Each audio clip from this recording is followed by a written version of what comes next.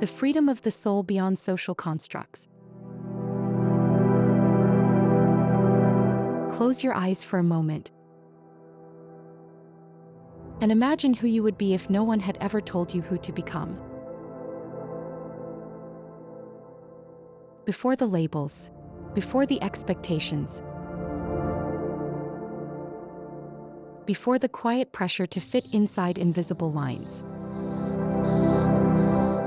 There was something within you, open, curious, uncontained. A presence that did not compare itself. A being that did not measure its worth. That presence is your soul. Yet from the moment we enter this world, we are gently and sometimes forcefully shaped.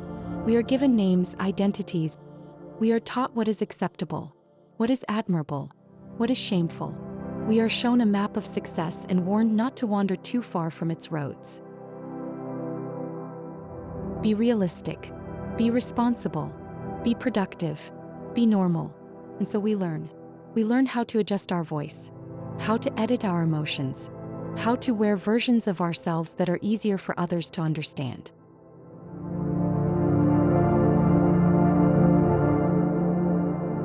Social constructs are not inherently cruel. They help societies function. They create order, shared meaning, structure.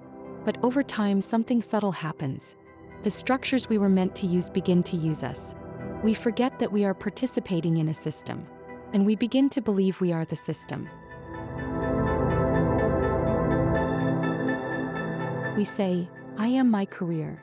I am my status. I am my failures.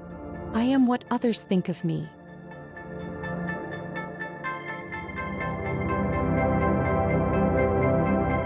And the soul grows quiet, not because it disappears, but because it is waiting.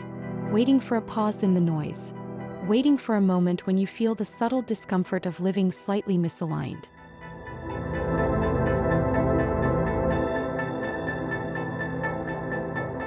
That strange feeling when everything looks fine on the outside, yet something inside whispers, there must be more than this. That whisper is not dissatisfaction with life. It is remembrance. The soul does not crave status. It does not measure itself against timelines. It does not panic about fitting in. It longs for authenticity, for truth, for direct experience. But authenticity can feel dangerous, because stepping outside social conditioning often means stepping into uncertainty.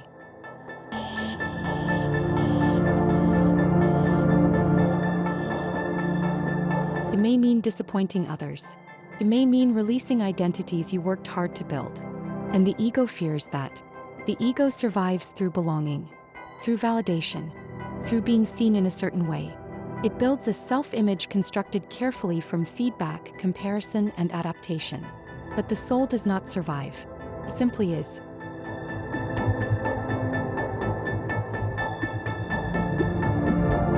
Freedom of the soul is not rebellion. It is not rejecting society or isolating yourself from the world.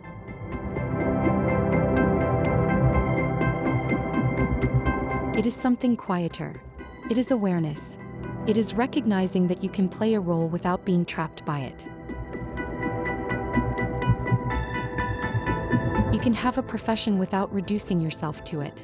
You can participate in culture without being defined by it.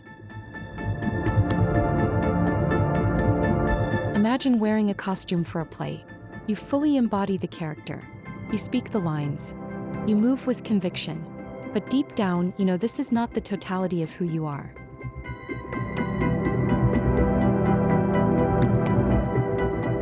Social constructs are costumes.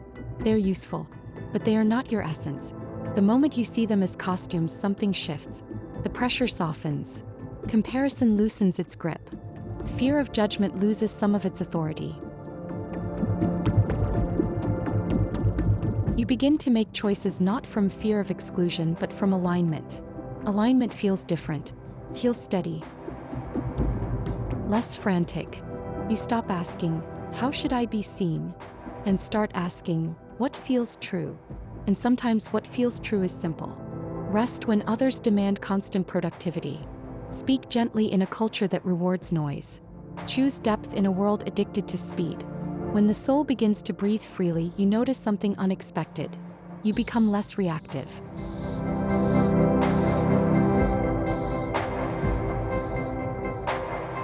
You no longer need to prove yourself as intensely. You no longer feel threatened by other people's paths, because you understand everyone is navigating their own web of conditioning. Freedom is not about escaping society. It is about not being psychologically imprisoned by it.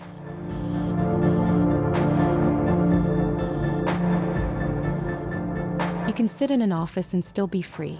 You can live in a city and still be inwardly vast. You can follow rules and still remain sovereign within. The prison was never the structure itself.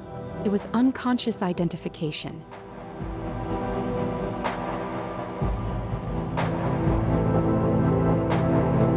When you believe you are only what you do, only what you own, only how you are perceived, the walls feel solid. When you recognize that awareness itself cannot be contained, the walls become transparent.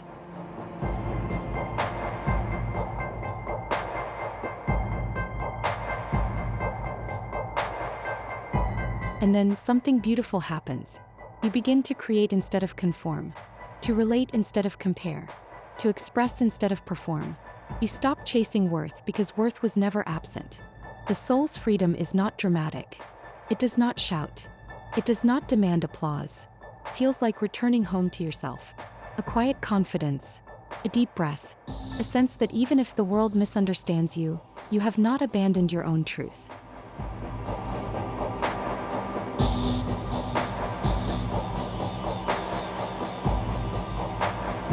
And perhaps that is the greatest liberation of all, to walk through a world built on expectations and remain inwardly unbound, to participate but not be possessed, to belong but not betray yourself.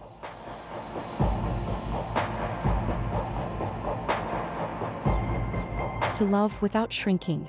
The door was never locked. It was hidden behind belief. And the moment you see beyond what you were told you must be, the soul does not escape. It rises. And in that rising you realize you were never meant to fit inside a structure. You were meant to move through it, freely.